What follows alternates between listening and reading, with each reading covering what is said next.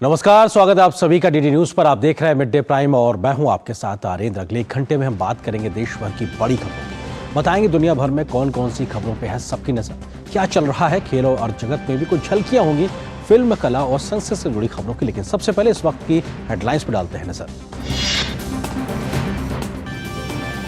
भारत और श्रीलंका के बीच आज कोलंबो में होगी द्विपक्षीय वार्ता। विदेश मंत्री डॉक्टर एस जयशंकर मंत्रिपरिषद की 23वीं बैठक में भाग लेंगे। कहा, एक स्वतंत्र, खुला और समावेशी हिंद महासागर क्षेत्र भारत की है प्राथमिकता।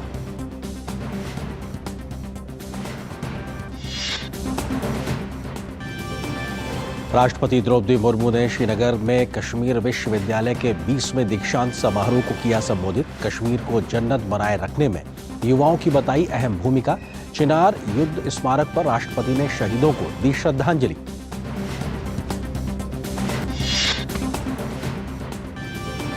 प्रधानमंत्री नरेंद्र मोदी एक बार फिर बने विश्व के लोकप्रिय नेता। वैश्विक सर्वेक्षण कंपनी वर्ल्ड ऑफ स्टैटिस्टिक्स ने आंकड़े किए जारी। रूस के राष्ट्रपति पुतिन दूसरे, जबकि अमेरिकी राष्ट्रपति जो बाइडेन 9वें स्थान पर।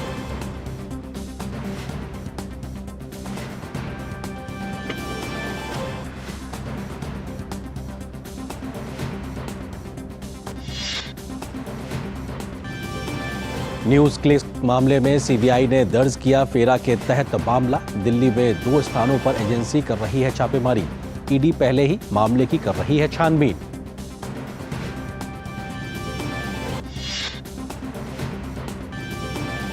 इजरायल और हमास के बीच जारी संघर्ष में अब तक 2000 से ज्यादा की मौत। हमास के खिलाफ गजा में बड़े सैन्य अभियान के लिए इजरायली सेना तैयार।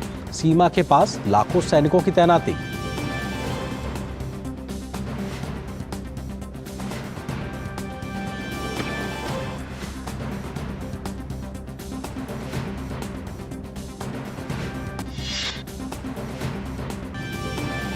आईसीसी विश्व कप में आज भारत की अफगानिस्तान से होगी भिड़ंत। पहले मैच में ऑस्ट्रेलिया को हराने वाली टीम इंडिया जीत के सिलसिले को बरकरार रखने के इरादे से उतरेगी मैदान पर।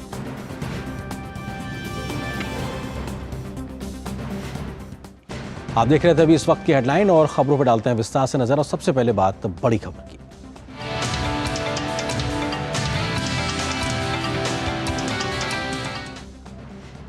विदेश मंत्री डॉक्टर एस जयशंकर श्रीलंका के 3 दिन के दौरे पर हैं।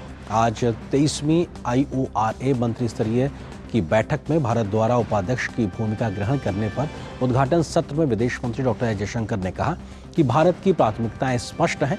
भारत का प्रयास एक ऐसे हिंद महासागर समुदाय को विकसित करना है जो स्थिर और समृद्ध, मजबूत और लचीला हो।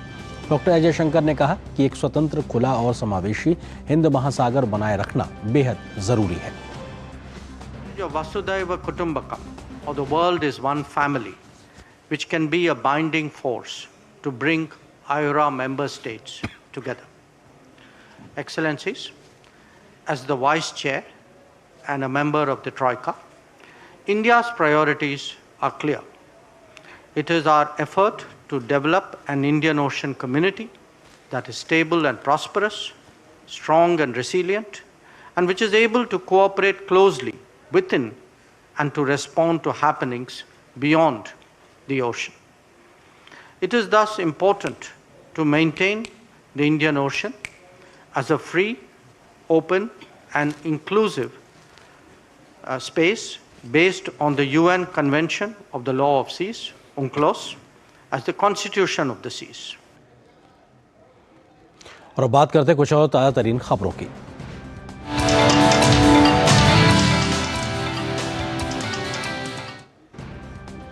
न्यूज क्लिक मामले में सीबीआई ने FIR दर्ज कर ली है। सीबीआई फिलहाल दिल्ली में 2 स्थानों पर छापेमारी कर रही है। न्यूज क्लिक के फाउंडर प्रवीर पुरकायस्थ के यहाँ सीबीआई छापेमारी कर रही है। ये छापे न्यूज क्लिक के फाउंडर प्रवीर पुरकायस्थ के घर और ऑफिस पर किए जा रहे हैं। दिल्ली समेत देश के कई राज्यों में NIA ने आज सुबह से बड़ी कार्रवाई की है। आज सुबह से दिल्ली के थाना हौज काजी इलाके में बल्ली मारन में NIA का सर्च ऑपरेशन जारी है। जानकारी के मुताबिक दिल्ली में कई अन्य जगहों पर भी छापेमारी चल रही है।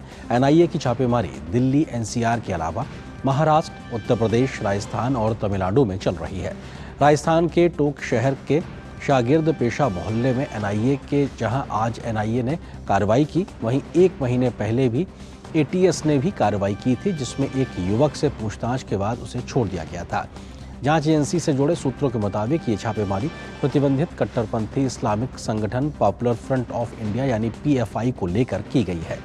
इस संगठन को बैन किए साल भर से अधिक हो चुका है।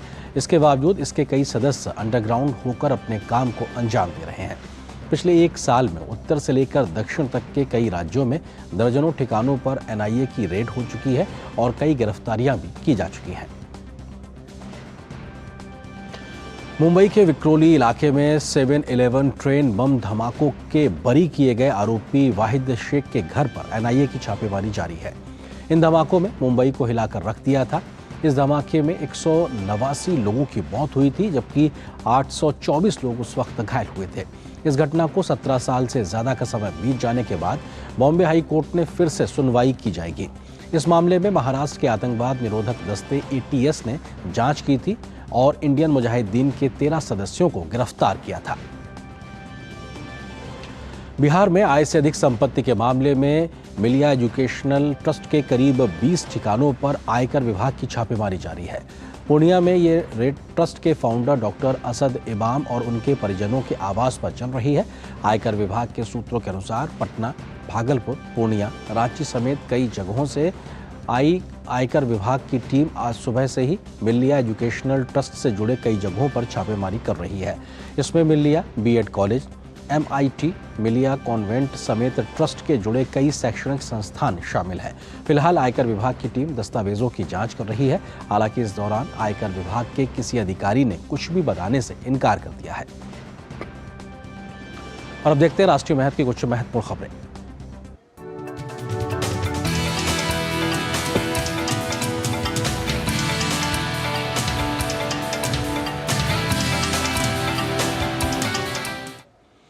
प्रधानमंत्री नरेंद्र मोदी एक बार फिर से दुनिया के सबसे पसंद किए जाने वाले नेता बन गए हैं। वैश्विक सर्वेक्षण करने वाली कंपनी वर्ल्ड ऑफ स्टैटिस्टिक्स ने ताज़ा आंकड़े जारी किए हैं, जिसमें प्रधानमंत्री नरेंद्र मोदी 78% रेटिंग के साथ सूची में टॉप स्थान पर है।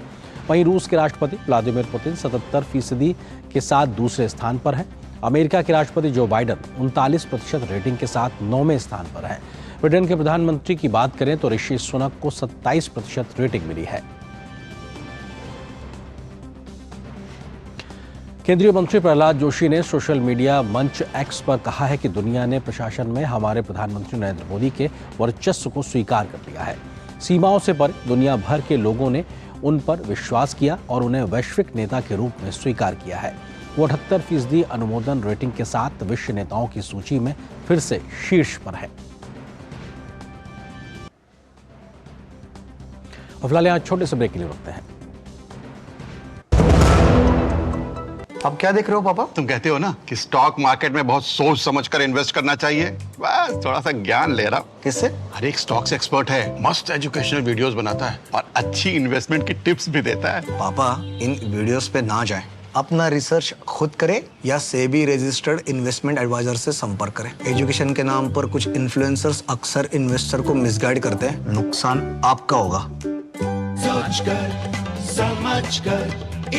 कि एक सीरियल बने जो कि बच्चों तक जाए, आज़ादी का अमृत महोत्सव में जाए और इस सीरियल को 12 भारतीय भाषाओं में और अंतर्राष्ट्रीय भाषाओं में भी इसका जो है पूरा इसका डबिंग होगी और पूरे विश्व में इसको देखा जाएगा। इस मौके पर स्कूल के कई छात्र भी मौजूद थे। इस तरह के एनिमेशन सीरीज पर छात्र छात्राओं ने खुशी जाहिर की। ये जो पुरस्कारी थे ना, तो इनको हमारे स्पाइसेस चाहिए थे। इन्होंने हमसे दोस्ती की और फिर हमें धोखा दे दिया। इनको हमारा पूरा राज्य चाहिए था, सब चाहिए था। तो रानी अब्बक्का ने उनसे कंटिन्यूस 4 दिनों तक लड़ाई की।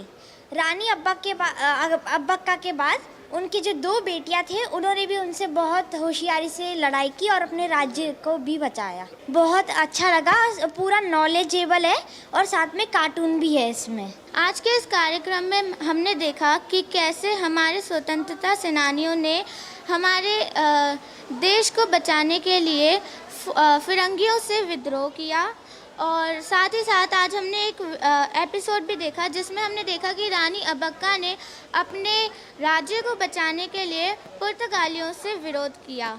आप सभी इस एपिसोड को हर रविवार दूरदर्शन, अमेज़न प्राइम और नेटफ्लिक्स पर देख सकते हैं और हमारे भारत के इतिहास की जानकारी पा सकते हैं।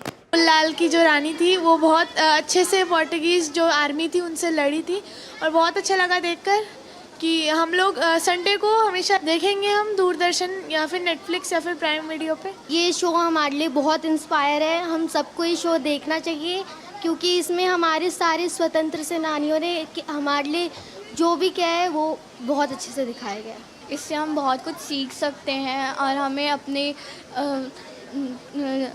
भारत के सेनानियों के बारे में पता चलेगा। ये 15 अक्टूबर से स्टार्ट होगा। हम अपने पुराना इतिहास देख सकते हैं उसमें। सबसे अच्छा तो मुझे उन तीनों क्रिश और बाल्टी बैन की बहुत अच्छी जोड़ी लगी जिससे हम बहुत सारा सीख पा रहे हैं और हम पुराने इतिहास को अच्छे से जान पा रहे हैं। क्रिश, ट्रिश और बाल्टी बॉय बहुत ही अच्छा वो एनिमेशन है। इससे हमको बहुत अच्छी पास्ट की सीख मिलती है और बहुत अच्छा ज्ञान भी मिलता है। तो वहीं क्रिश, ट्रिश और बाल्टी बॉय भारत हैं हम एनिमेशन सीरीज के निर्माता मुंजाल श्रॉफ से हमारे संवाददाता शैलेंद्र मिश्र ने खास बातचीत की। काफ़ी मेहनत हुई होगी जब ये परिकल्पना हुई कि आज़ादी के अमृत महोत्सव में हम ऐसे नायकों को इस तरह से सामने लाएं। एक स्वराज सीरियल तो चल ही रहा है और अब हम देख रहे हैं कि एनिमेशन के जरिए ये सीरियल शुरू होने जा रहा है। अमेजन वीडियो, प्राइम वीडियो और नेटफ्लिक्स पे भी चलेगा दूरदर्शन के साथ साथ। तो ये पूरी जो परिकल्पना हुई कैसे आगे बढ़ी, थोड़ा बताएं। तो सर, क्रिश, ट्रिश एंड बाल्टी बॉय भारत है हम जो हमारा सीरीज़ है ये 52 एपिसोड्स है 11 मिनट के और जैसे आपको मालूम है ये तीनों प्लेटफॉर्म्स पे दूरदर्शन, अमेजोन और नेटफ्लिक्स तीनों पे लॉन्च हो रहा है। तो सर ये आज़ादी के अमृत महोत्सव के अंदर हम कुछ करना चाह रहे थे बच्चों के लिए। स्वराज सीरियल में भी हमने देखा रानी अब्बक्का हो या फिर इस तरह से तमाम वो नायक जिन्होंने आज़ादी के लिए संघर्ष किया उनको बताया गया। तो एनिमेशन में बनाने का फैसला ये इसके पीछे क्या बच्चे ज़्यादा आकर्षित हों? हाँ, आई थिंक सर क्या होता है कि बच्चों को रीच करने के लिए सबसे बढ़िया मीडियम एनिमेशन का है। तो मुझे लगा कि ये सबसे अप्रोप्रिएट मीडियम रहेगा और चूँकि हम एक पीरियड और एरा भी क्रिएट करना चाह रहे हैं बिकॉज हम ये स्टोरीज़ जो है फ्रॉम 1500 टिल 1947 का पूरा जो 400 साल का पीरियड है वो कवर कर रहे हैं। तो हमें लगा कि ये एनिमेशन का मीडियम बहुत ही बढ़िया रहेगा बच्चों को रीच करने के लिए और उनको अपील करने के लिए। आई थिंक ये बहुत बड़ी चीज़ है। स्वराज तो बनी है बट एक ये होता है कि जैसे आप बच्चे को एनिमेशन दिखाओ वो तुरंत देख लेंगे तो ये जैसे आज आपने हॉल में भी रिस्पांस देखा बच्चों का क्रिश, ट्रिश, बाल्टी बॉय जो हमारे कैरेक्टर्स वो ऑलरेडी काफ़ी पॉपुलर है पिछले 12 सालों से। It has been on Netflix, it has been on Cartoon Network, Pogo and Gubbare पे चल रहा है।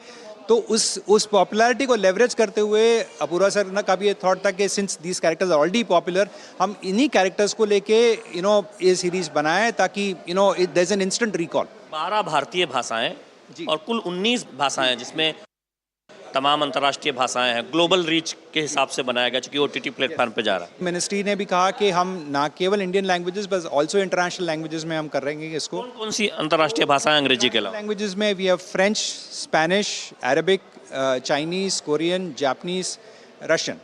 so there are about 7 international languages in which this is happening. Obviously and English तो है ही, प्लस इंग्लिश सबटाइटल भी रहेगा ताकि कुछ जो लैंग्वेजेस इंटरनेशनल नहीं हुई है वो हमेशा इंग्लिश सबटाइटल में इसको देख सकते हैं। आगे भी हम देखेंगे इस तरह के कुछ और प्रयोग होंगे। हमारी कोशिश तो यही रहेगी कि हम 52 पर रुके नहीं क्योंकि हमारी रिसर्च जो आज बता रही है हमारे पास ऐसे और 100 कैरेक्टर्स है जिनकी कहानियाँ बहुत ही ज़बरदस्त है। जब हम ये रिसर्च कर रहे थे तो मेरे और तिलक के बीच में काफ़ी चर्चा होती थी कि कैसे और एपिसोड्स कैसे करें। G20 देशों की संसदों के अध्यक्ष और आमंत्रित देशों के पीठासीन अधिकारियों के 9वें P20 शिखर सम्मेलन में शामिल होने के लिए नई दिल्ली पहुंचना का सिलसिला लगातार जारी है। सितंबर में नई दिल्ली में आयोजित लीडर्स समिट में अपनाई गई अग्रणी घोषणा के बाद P20 शिखर सम्मेलन में G20 सदस्य देशों और अतिथि देशों के अध्यक्षों, विधायिकाओं के प्रमुख सांसदों में प्रभावी ढंग से वैश्विक शासन को आगे बढ़ाने, शासन में संसदीय परिप्रेक्ष्य, चुनौतियां और उनके समाधान की दिशा में भी विचार विमर्श किया जाएगा। कोरिया गणराज्य का प्रतिनिधिमंडल भी आज दिल्ली पहुंचा। नई दिल्ली लीडर्स समिट में G20 समूह के स्थायी सदस्य के रूप में अफ्रीकी संघ को शामिल किए जाने के बाद पैन अफ्रीकी संसद के अध्यक्ष डॉक्टर अशेविर वोल्डे गिर्लियोगिस गायो पहली बार भारत में P20 कार्यक्रम में भाग ले रहे हैं। मैक्सिको की सेनेट अध्यक्ष एना लिलिया रिवेरा 9वें P20 शिखर सम्मेलन में शामिल होने के लिए नई दिल्ली पहुंच चुकी हैं। ब्राजीलियन प्रतिनिधिमंडल के अध्यक्ष आर्थर सेसर परेरा डी लीरा नई दिल्ली पहुंचे हैं। पूर्व केंद्रीय मंत्री डॉक्टर हर्षवर्धन ने उनका स्वागत किया। यूनाइटेड किंगडम्स के हाउस ऑफ कॉमन्स के अध्यक्ष लिंडसे हॉयल भी P20 शिखर सम्मेलन में शामिल होने के लिए नई दिल्ली पहुंच चुके हैं।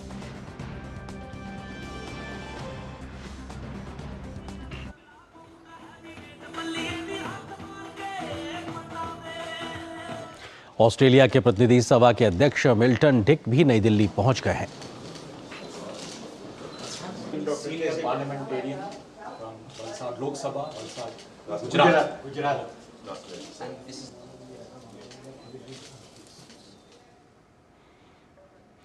बांग्लादेश की संसद अध्यक्ष शिरीन शर्निन चौधरी भी P20 शिखर सम्मेलन में शामिल होने के लिए नई दिल्ली पहुंची हैं।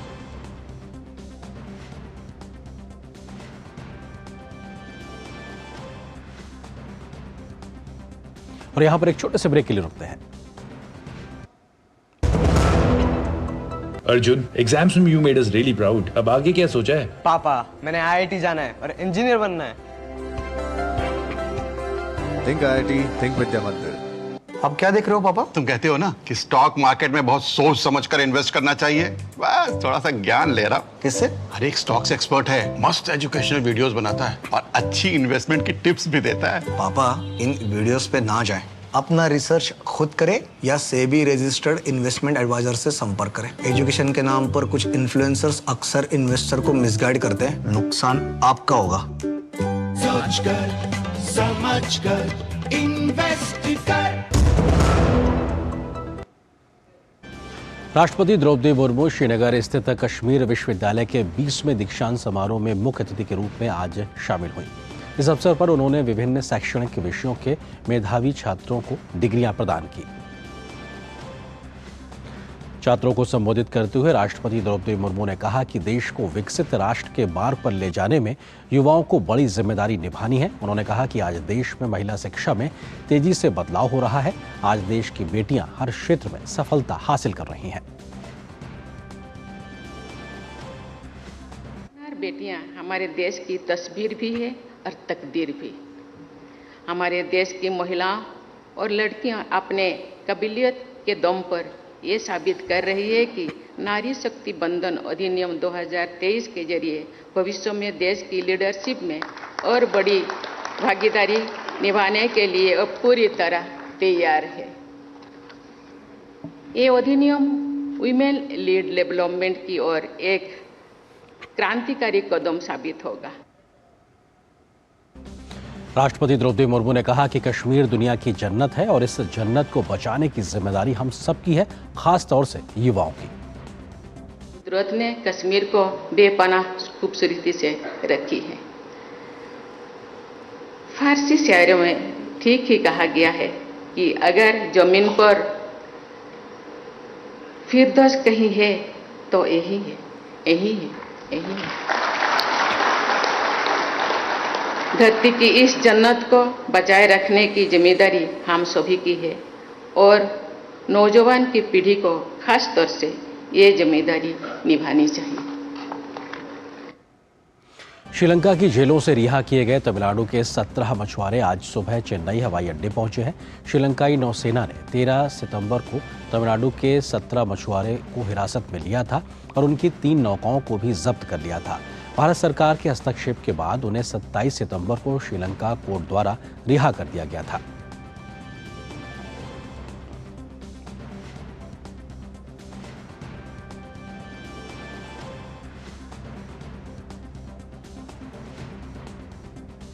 तंजानिया की राष्ट्रपति डॉक्टर सामिया सुलूहु हसन भारत के दौरे पर हैं। भाजपा के राष्ट्रीय अध्यक्ष जेपी नड्डा ने आज तंजानिया की राष्ट्रपति डॉक्टर सामिया सुलूहु से दिल्ली में मुलाकात की।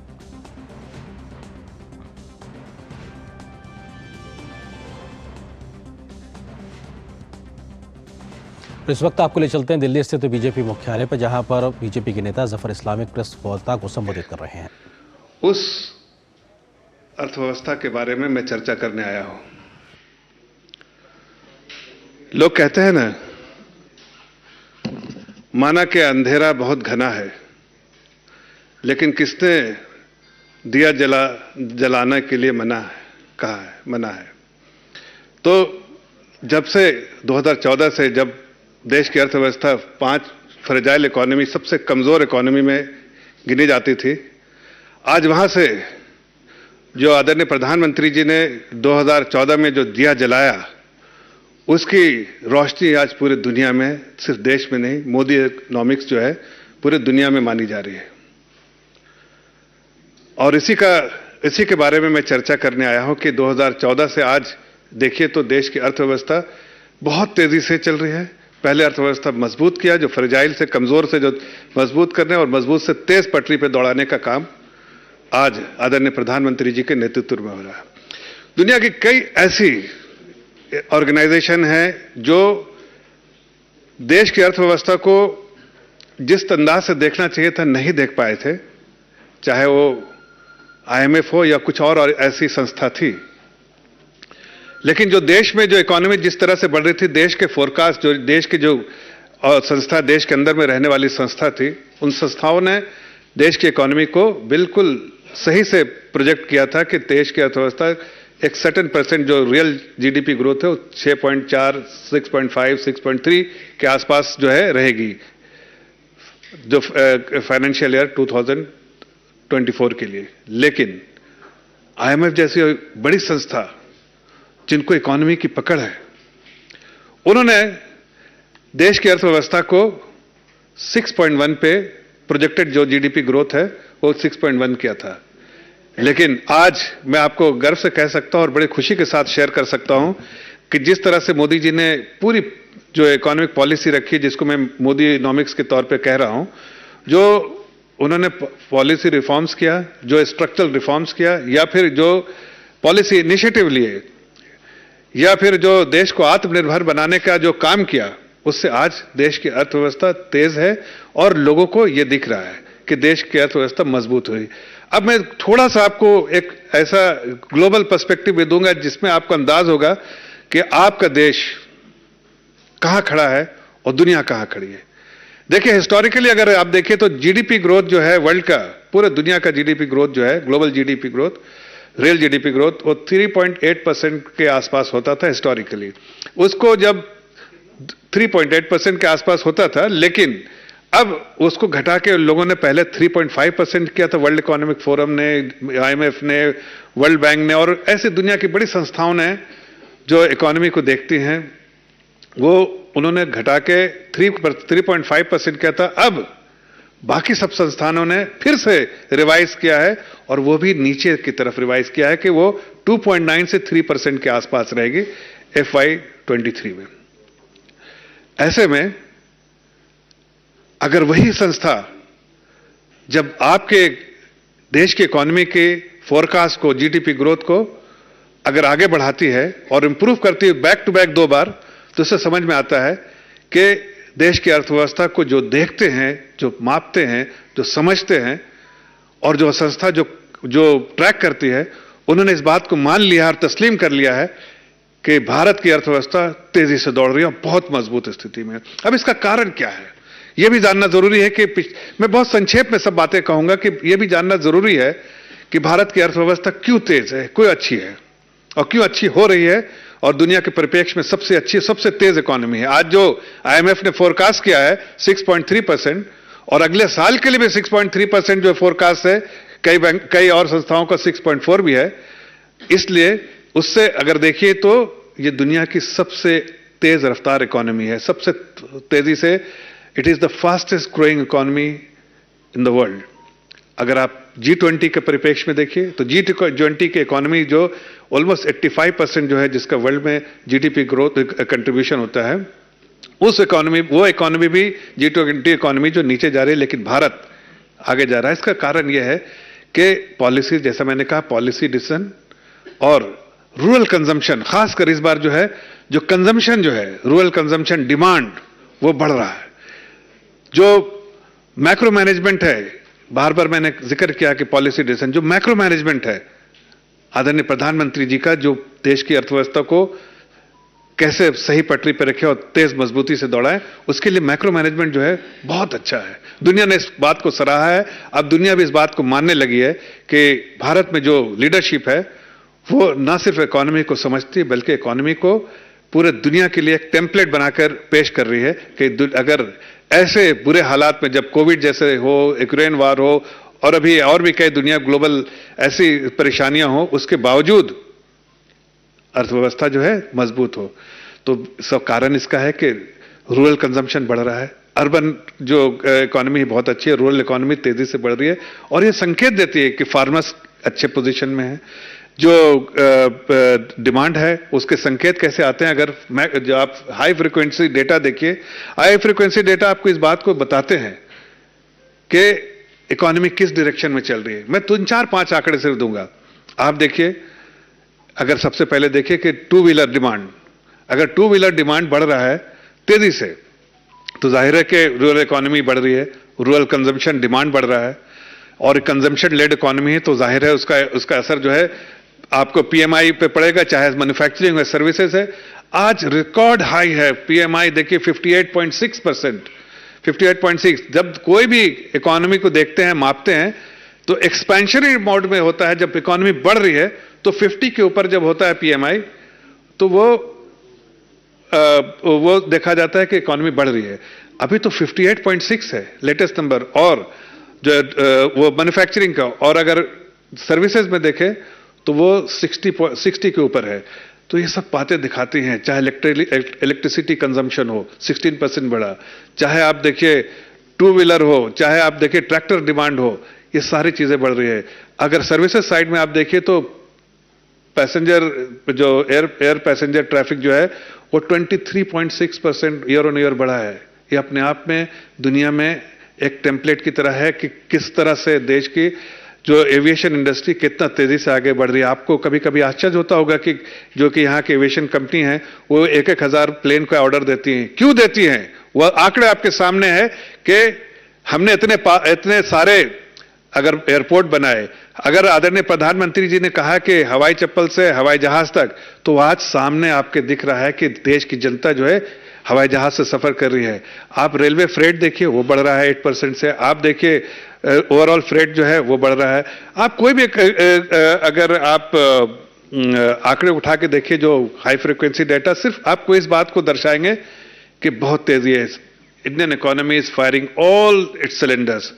Economy is not only on the right track, but it is growing very fast. And all the economic parameters, whether it's macro, micro, everything is looking very, very positive. It was in very bad shape in 2013. It was one of the five fragile economy, but today it is not only the fastest growing economy, but it is the most robust economy in the world. और इसके लिए मैं जब कहता हूं कि दुनिया की सबसे रोबस्ट इकोनॉमी है, तो क्यों कहता हूं? आज इंक्रीमेंटली देखिए कि अगर दुनिया में ग्रोथ है, जो जीडीपी ग्रोथ, जो रियल जीडीपी ग्रोथ दुनिया में, हर पूरे ग्लोबल जीडीपी ग्रोथ जो आपकी जिसका जिक्र किया मैंने कि 3% या 2.9% होगा, उसका 20% कंट्रीब्यूशन जो है भारत देश से आता है। मतलब 1/5 कंट्रीब्यूशन दुनिया में वो भारत से आता है। अगर 140 करोड़ की जनता एक कदम बढ़ाती है तो आप समझ सकते हैं कि दुनिया की इकोनॉमी उसी रफ्तार से बढ़ने लगती है। जो ग्लोबल इकोनॉमी में हमारा कंट्रीब्यूशन बढ़ता है। 20% कंट्रीब्यूशन दुनिया की जो इंक्रीमेंटल जो जीडीपी ग्रोथ है उसमें भारतवर्ष से आता है। यह अपने आप में एक बहुत बड़ा कीर्तिमान है, बहुत अच्छा। आप बाकी सारे आंकड़े देखिए, आप देखिए टैक्स कलेक्शन देखिए, टैक्स कलेक्शन अपने आप में, जीएसटी कलेक्शन देखिए, आप 10.8% ईयर ऑन ईयर कलेक्शन बढ़ रहा है।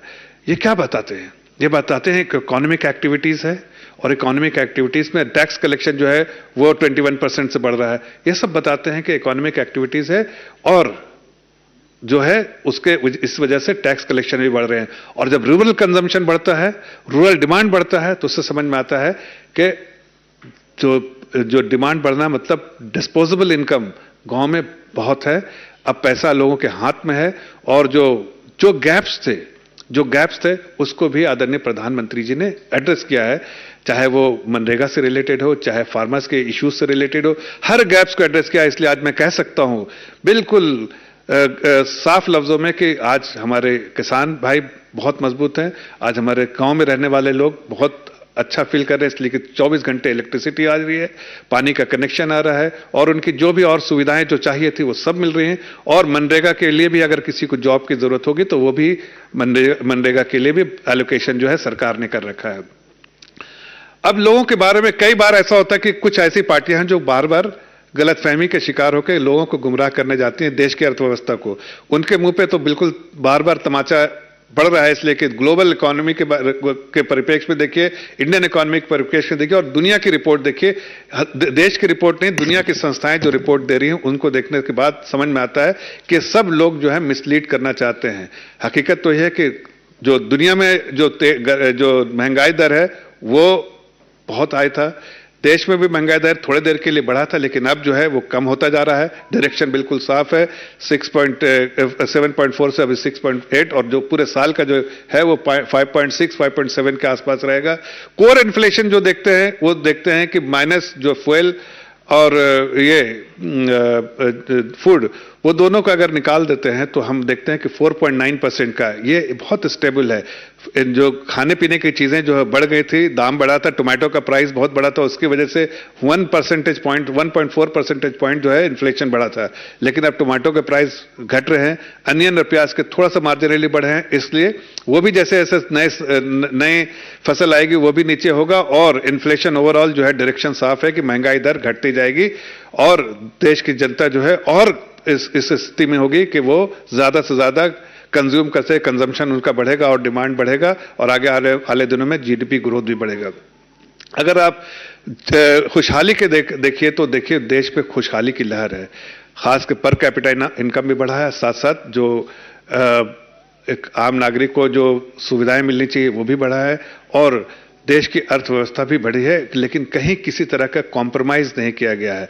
इसलिए आज मैं आप लोगों के सामने इस खास विशेष जो IMF की रिपोर्ट आई थी उसको बेस बना के मैं आपको इंडियन इकोनॉमी जिस तरह से आदरणीय प्रधानमंत्री जी के नेतृत्व में जो पिछले 9 साल में 9.5 साल में मैनेज किया गया है, चाहे मैक्रो हो सब तरह से जिस तरह से मैनेज किया गया, पॉलिसी लेवल डिसीजन जो है वो सब इस बात को दर्शाते हैं कि बहुत अच्छी और मजबूत स्थिति में देश की अर्थव्यवस्था है और आगे भी आने वाले दिनों की जो संकेत है, फोरकास्ट है, वो भी इस बात को दर्शाते हैं कि जितने high frequency data plus forecast जितने हैं उसके उनके बेसिस पे वो आगे आने वाले दिनों में भी देश की अर्थव्यवस्था उतनी ही मजबूत रहेगी। हाँ, बाकी G20 इकोनॉमीज में कई ऐसे देश हैं, चाहे चाइना की फॉर इंस्टेंस चाइना, उसका जो है 20 बेसिस पॉइंट से कम होने की संभावना है, जो उनका जीडीपी ग्रोथ जो है ग्लोबल फर्म्स ने उनको ऐसा कहा है कि 20 बेसिस पॉइंट से वो कम होगा। तो मैं सिर्फ आपके सामने इस स्पेसिफिक इशू में जो देश की अर्थव्यवस्था के बारे में जो बुलेट की रफ्तार से चल रही है आपके सामने रखना चाहता था और जो आदरणीय प्रधानमंत्री जी ने जो दिया जलाया है और अंधकार से हटाया है और देश को आगे बढ़ाने का काम किया है, उसके आंकड़े कुछ आपके सामने पेश करना चाहता था। इस विषय में अगर कोई और आपका सवाल हो तो मैं जवाब देना चाहता हूं। तमाम बातें आपने गिनाई देश की अर्थव्यवस्था, लेकिन जो विपक्षी पार्टियां हैं बार-बार इस मुद्दे पर मोदी सरकार को घेरती हैं कि किसानों की आय कहां दोगुनी हो गई और बेरोजगारी के लिए सरकार ने क्या किया और वो आंकड़ा पेश करते हैं कि देश में कितनी बेरोजगारी है। देखिए, उनको आप एक बात बताइए कि रूरल कंजम्पशन, अगर पैसा हाथ में ना हो, अगर हालात उनके बेहतर ना हो, खुशहाली ना हो, तो शायद ये रूरल कंजम्पशन बढ़ेगा नहीं। आपको जो आज IMF ने फोरकास्ट दिया है उसका पूरा बेसिस ही है कि रूरल कंजम्पशन बढ़ा है। अर्बन कंजम्पशन तो था ही, लेकिन अब रूरल कंजम्पशन बढ़ा है। इसका मतलब कि जैसा मैंने कहा कि आदरणीय प्रधानमंत्री जी ने जो गैप था उसको भी एड्रेस कर दिया है और किसानों के जो मुद्दे थे उसको भी एड्रेस किया। लोगों के आमदनी बढ़ी है, किसानों की आमदनी बढ़ी है, इसलिए ट्रैक्टर सेल्स भी बढ़ रहा है, वहां पर 2 व्हीलर्स भी बढ़ रहा है, पैसेंजर व्हीकल्स भी जो है गांव में बढ़ रहा है, डिमांड बढ़ रहा है और इलेक्ट्रिसिटी कंजम्पशन भी बढ़ रहा है, 16% इलेक्ट्रिसिटी कंजम्पशन भी बढ़ रहा है। वहाँ के लोग जो है अब हवाई जहाज से सफ़र कर रहे हैं वो भी बढ़ रहा है, और वहाँ के जो जो रूरल इकोनॉमी से रिलेटेड जो डेटा है वो बहुत पॉजिटिव आ रहे हैं। इससे ये सारे चीज़ इस बात को संकेत देते हैं कि खुशहाली का माहौल है, तभी आदमी खरीदता है, चाहे गाड़ी हो, ट्रैक्टर हो, मोटरसाइकिल हो, उसी वक्त खरीदता है जब खुशहाली का माहौल हो या पैसे डिस्पोजेबल इनकम आपके पास हो। तो आप देख रहे थे बीजेपी की प्रेस वार्ता। बीजेपी के नेता जफर इस्लाम इस बात को सामने रखते हुए कैसे कि दुनिया की सबसे तेज गति से बढ़ती अर्थव्यवस्था भारत बना हुआ है, और भारत की बढ़ती अर्थव्यवस्था को लेकर जो अंतर्राष्ट्रीय वित्तीय संस्थान है वो भी उस पर मोहर लगा रहे हैं, और देश में अलग अलग सेक्टर्स में किस प्रकार से आर्थिक गतिविधियां तेज गति से आगे बढ़ रही हैं उसको सिलसिलेवार तरीके से उन्होंने सामने रखा। आगे बढ़ते हैं, उससे पहले एक छोटे से ब्रेक के लिए रुकते हैं। पता है इन्वेस्टर्स के लिए कि इन्वेस्टर प्रोटेक्शन फंड होता है IPF, लेकिन अगर तुम्हारा ट्रेड एक्सचेंज पर एग्जीक्यूट नहीं हुआ या फिर कोई गारंटीड रिटर्न्स वाली स्कीम है तो ये IPF आपकी मदद नहीं कर सकता है। और अगर आपका ब्रोकर ही डिफॉल्टर बन जाए तो फिर IPF आपको कॉम्पेंसेशन दिला सकता है। कहाँ से सीखा? NSE की साइट पर। सोचकर समझकर इन्वेस्ट कर। डेयरी क्षेत्र में कार्यरत पशुपालकों, तकनीशियनों तथा संगठनों के प्रयासों को प्रोत्साहन देने हेतु राष्ट्रीय गोकुल मिशन के अंतर्गत राष्ट्रीय गोपाल रत्न पुरस्कार से सम्मानित किया जाता है। ये पुरस्कार 3 वर्गों में सर्वश्रेष्ठ कार्यों और अमूल्य योगदान के लिए दिया जाता है। आवेदन करने के लिए www.awards.gov.in पर या अपने नजदीकी कॉमन सर्विस सेंटर से संपर्क करें। आवेदन की अवधि 15 अगस्त से 15 अक्टूबर 2023 है। राष्ट्रीय गोपाल रत्न पुरस्कार 2023।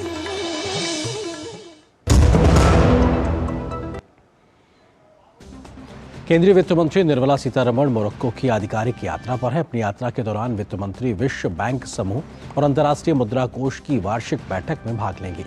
इसके साथ ही वित्त मंत्री कई अन्य बैठकों में भी हिस्सा लेंगी। ये बैठकें आज से 15 अक्टूबर तक मोरक्को के माराकेश में आयोजित की जा रही हैं। इन वार्षिक बैठकों में दुनिया भर के वित्त मंत्री और केंद्रीय बैंकर भी भाग लेंगे। निर्मला सीतारमण के साथ एक प्रतिनिधिमंडल भी मोरक्को गया है भारत से, जिसमें वित्त मंत्रालय और भारतीय रिजर्व बैंक के अधिकारी शामिल हैं।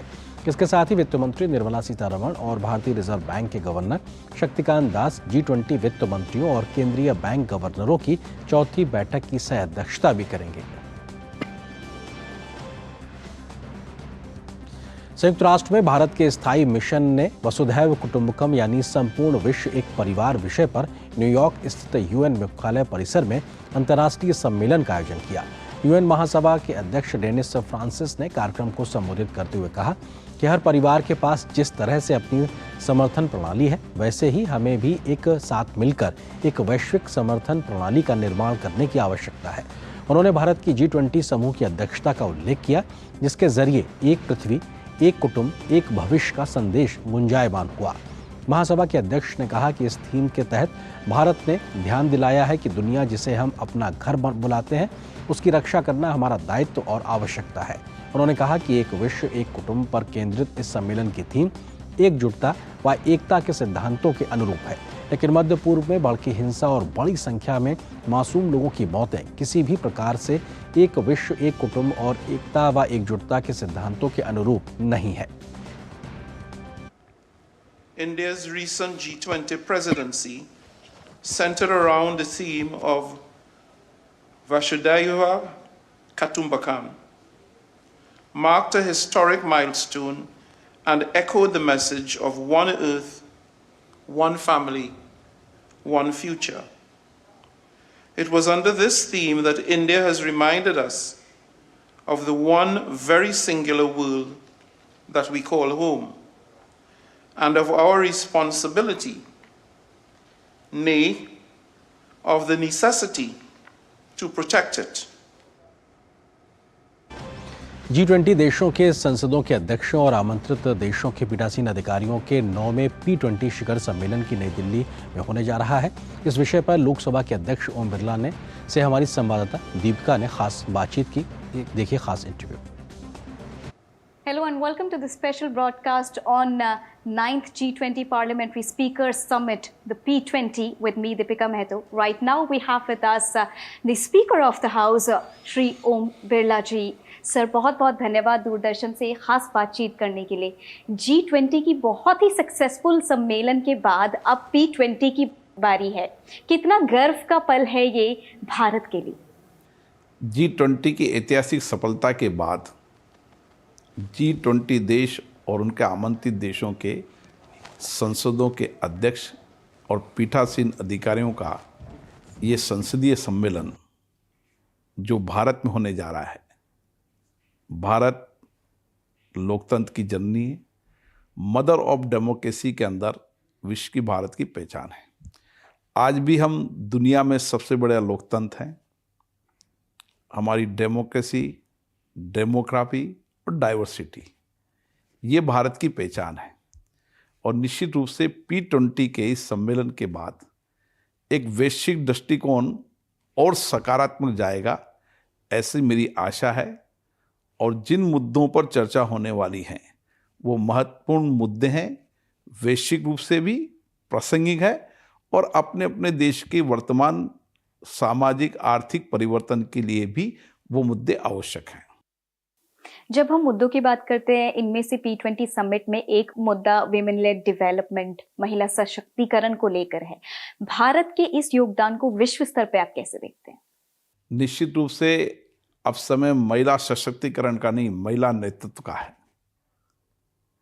भारत में आज़ादी के पहले भी, आज़ादी के आंदोलन में हमारी कई महिलाओं ने नेतृत्व किया और आज़ादी के बाद समाज के हर हिस्से के अंदर, चाहे राजनीति क्षेत्र हो, चाहे सामाजिक क्षेत्र हो, चाहे विज्ञान का क्षेत्र हो, चाहे टेक्नोलॉजी का क्षेत्र हो, महिलाएं भारत में नेतृत्व कर रही हैं।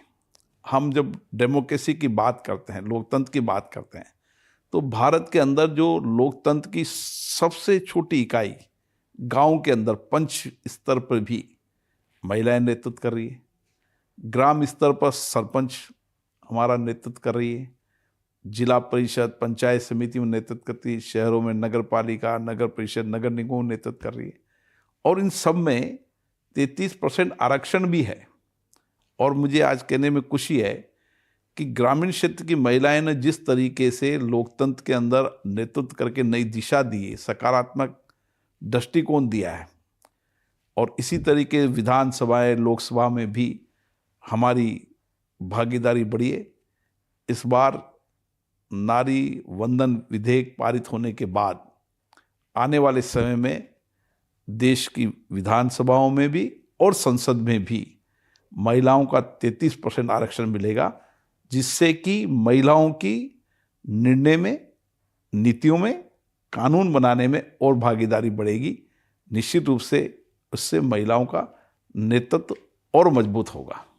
तो मतलब ये कहना बिल्कुल ठीक होगा कि महिलाओं की भागीदारी नए भारत की पहचान बनती जा रही है अब। निश्चित रूप से भारत की पहचान पहले से ही है, लेकिन जिस तरीके से लगातार राजनीतिक क्षेत्र में, सामाजिक क्षेत्र में भागीदारी बढ़ी है, अब महिलाएं नेतृत्व कर रही है। मुझे आज खुशी है कि भारत की राष्ट्रपति महिला है जो देश का नेतृत्व कर रही है।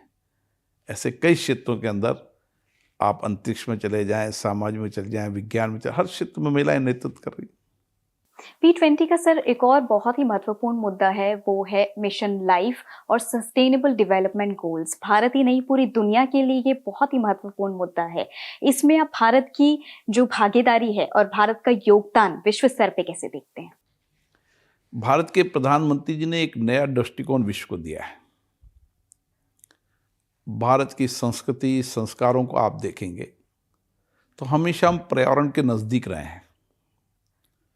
हम जल देवता के रूप में मानते हैं, पेड़ों की पूजा करते हैं, इसलिए हम पर्यावरण के नज़दीक हमेशा रहे हैं। लेकिन समय परिवर्तन हुआ, एक वक्त आया जब निश्चित रूप से जलवायु परिवर्तन के कारण पूरे विश्व में एक चुनौती आई।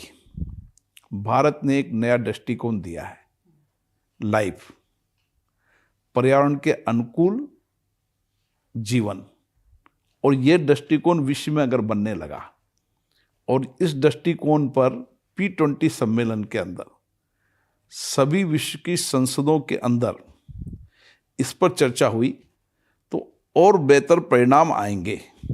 आने वाले भविष्य में जब हर व्यक्ति समाज जीवन के अंदर अपनी जीवन शैली को पर्यावरण के अनुकूल जिएगा तो निश्चित रूप से एक बेहतर भविष्य की और बेहतर भविष्य बना पाएंगे, ऐसी मेरी पूरी आशा है और उसके बेहतर परिणाम आएंगे।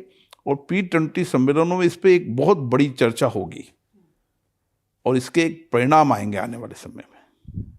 टेक्नोलॉजी की भागीदारी भी बहुत महत्वपूर्ण है इस बार P20 में। जब हम बात करते हैं इंडिया की भागीदारी टेक्नोलॉजी को लेके और स्पेशली डिजिटल पेमेंट ट्रांसफर में, चाहे वो UPI हो या हमारे जितने भी G20 के गेस्ट आए हैं सब ने UPI से ट्रांसफर किया है। अभी भी P20 में जितने भी स्टॉल्स हमारे लगने हैं भारत को जो प्रस्तुति करेंगे उसमें भी काफी लोगों का फोकस डिजिटल पेमेंट ट्रांजैक्शंस को लेकर ही है। भारत की टेक्नोलॉजी में भागीदारी के बारे में क्या कहें? डिजिटल टेक्नोलॉजी में भारत ने बहुत विस्तार किया है और जिस तेजी से हम डिजिटल टेक्नोलॉजी की तरफ बढ़ रहे हैं, हम चाहे DBT को ले लें, चाहे संसदों विधानसभाओं में या हर हमारी कार्यप्रणाली के अंदर हमने टेक्नोलॉजी का उपयोग किया है। इसी तरीके से UPI में हमने जिस तरीके से बहुत तेजी से दुनिया के अंदर जिस तरीके से डिजिटल पेमेंट बढ़ के लिए भारत में नेतृत्व किया है और जिस तरीके से आम जनजीवन के अंदर आप चले जाएं, छोटे छोटे दुकानदार भी, चाहे ठेले वाला हो, चाहे पान वाला हो, चाहे नाई की दुकान हो, छोटे छोटे जो फुटपाथ पर बैठे लोग भी, वहाँ भी आम जनता अब डिजिटल पेमेंट से खरीदारी करती है। एक नया दृष्टिकोण भारत का बना है, तो जो नया दृष्टिकोण बना है उस पर भी इस P20 में चर्चा होगी और इसके नए दृष्टिकोण में हम किस तरीके से और प्रगति कर सकते हैं, सब देश सामूहिकता के साथ मिलकर नई टेक्नोलॉजी का कैसे उपयोग कर सकते हैं, इस टेक्नोलॉजी मानव केंद्रित हो, उसका उपयोग अधिकतम मानव केंद्रित उपयोग हो, इस दिशा के अंदर भी बहुत बड़ी व्यापक चर्चा होगी। तो निश्चित रूप से एक बेहतर परिणाम आने वाले समय आएंगे। युवाओं की भागीदारी भी काफ़ी ज़्यादा है पूरे विश्व में और आपके अपने काफ़ी सारे इनिशिएटिव्स रहे हैं जो युवा को प्रमोट करते हैं, उन लोगों को और आगे मोटिवेट करते हैं कि वो बढ़ चढ़ के हर तरीके से हिस्सा लें। युवाओं को आप P20 के माध्यम से क्या मैसेज देना चाहेंगे? निश्चित रूप से मैंने हमेशा कहा है कि युवाओं की लोकतंत्र में भागीदारी होनी चाहिए। लोकतंत्र शासन चलाने की सर्वश्रेष्ठ पद्धति है। लोकतंत्र मानव कल्याण की सर्वश्रेष्ठ पद्धति है। जितनी नौजवानों की लोकतंत्र में भागीदारी बढ़ेगी उतना ही जवाबदेही और पारदर्शी शासन आएगा। युवाओं की भागीदारी लोकतंत्र में नहीं, युवाओं की भागीदारी हर क्षेत्र में बढ़ रही है। आप चले जाएं, भारत का युवा चाहे टेक्नोलॉजी के अंदर हो, इनोवेशन के अंदर हो, नवाचार के अंदर हो, हर क्षेत्र के अंदर भारत का नौजवान भारत में भी नेतृत्व कर रहा है, विश्व में भी भारत का नौजवान नेतृत्व कर रहा है। ये भारत की नौजवानों की क्षमता है, एक सामर्थ्यवान नौजवान भारत जो दुनिया के बदलती दुनिया के अंदर बेहतर टेक्नोलॉजी का उपयोग कर नई इनोवेशन, नई रिसर्च करते हुए जिस तरीके से नेतृत्व कर रहा है। आज भारत के अंदर हर छोटे स्तर पर हम कुशलता की ओर बढ़ रहे हैं। आप चले जाएं, छोटे छोटे गांव के अंदर भी हर नौजवान जिस कुशलता से काम कर रहे हैं, आने वाले समय में भारत का नौजवान दुनिया में नेतृत्व करेगा। मैं ये देख रहा हूं और इस तरीके के आने वाले परिणाम आपको दिखेंगे।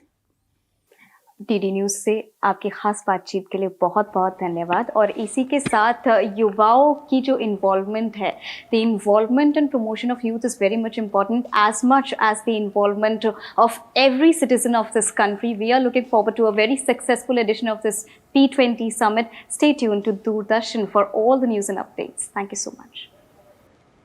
तो आने वाले P20 सम्मेलन को लेकर लोकसभा के अध्यक्ष ओम बिरला के साथ ये खास बातचीत दूरदर्शन न्यूज़ की आपने देखी। आगे बढ़ते और देखते हैं अब खेल जगत से क्या है आज की बड़ी खबरें।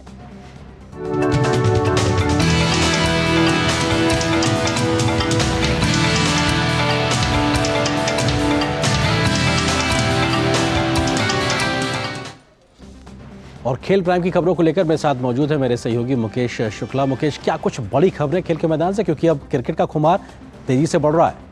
बिल्कुल आर्येंद्र, और क्रिकेट की बात कर लें तो आज भारत का दूसरा मुकाबला भी है आईसीसी विश्व कप में। आज भारतीय क्रिकेट टीम का सामना अफगानिस्तान से हो रहा है। अफगानिस्तान ने टॉस जीतकर पहले बल्लेबाजी का निर्णय लिया है। आज के मैच के लिए भारतीय टीम में एक बदलाव किया गया है। आर अश्विन की जगह शार्दुल ठाकुर को टीम में शामिल किया गया है। दिल्ली में हो रहे इस मुकाबले में टीम इंडिया की नज़र जीत के सिलसिले को बरकरार रखने की होगी। रोहित शर्मा के नेतृत्व में भारतीय क्रिकेट टीम आज दिल्ली के अरुण जेटली स्टेडियम में जब विश्व कप के मुकाबले के लिए मैदान पर उतरेगी तो उसकी नजर लगातार दूसरी जीत हासिल करने पर लगी होगी। पहले मैच में भारतीय टीम ने ऑस्ट्रेलिया को हराकर जीत के साथ प्रतियोगिता का आगाज किया था। इस मुकाबले में भारतीय गेंदबाजों ने शानदार प्रदर्शन करते हुए 5 बार की चैंपियन ऑस्ट्रेलिया को 199 रन पर समेट दिया था। ऐसे में टीम इंडिया को अपने गेंदबाजों से एक बार फिर उसी प्रदर्शन की उम्मीद होगी। ऑस्ट्रेलिया के खिलाफ शीर्ष क्रम के 3 बल्लेबाज रोहित, ईशान और श्रेयस 0 पर आउट हुए थे। ऐसे में आज के मुकाबले में वो अपने प्रदर्शन में सुधार करके फॉर्म में वापस आने की कोशिश करेंगे। शुभमन गिल डेंगू के कारण ये मैच नहीं खेल पाएंगे, जिससे ईशान किशन को एक बार फिर रोहित के साथ पारी का आगाज करने का मौका मिलेगा। विराट कोहली और केएल राहुल इस समय जबरदस्त फॉर्म में हैं। ऑस्ट्रेलिया के खिलाफ भारत की जीत में इन दोनों बल्लेबाजों की बड़ी भूमिका रही थी।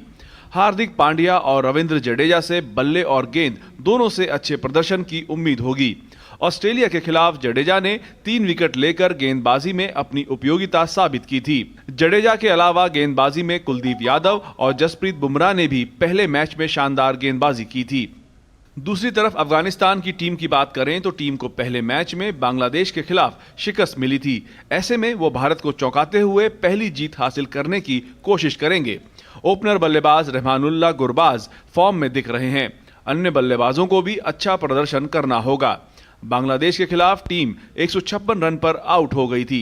इसके बाद भी भारत के खिलाफ मैच में प्लेइंग 11 में बदलाव की संभावना कम है। राशिद खान, मुजीबुर रहमान जैसे विश्व के बेहतरीन गेंदबाजों की मौजूदगी में अफगानिस्तान की मजबूत स्पिन गेंदबाजी है। भारत अफगानिस्तान के बीच अब तक सिर्फ 3 वनडे मैच खेले गए हैं। इनमें भारत ने 2 मैच जीते और एक मुकाबला टाई रहा था। इन सभी मैचों में कांटे की टक्कर देखने को मिली है। वनडे में आखिरी बार दोनों टीमों का आमना सामना वर्ल्ड कप 2019 के दौरान हुआ था।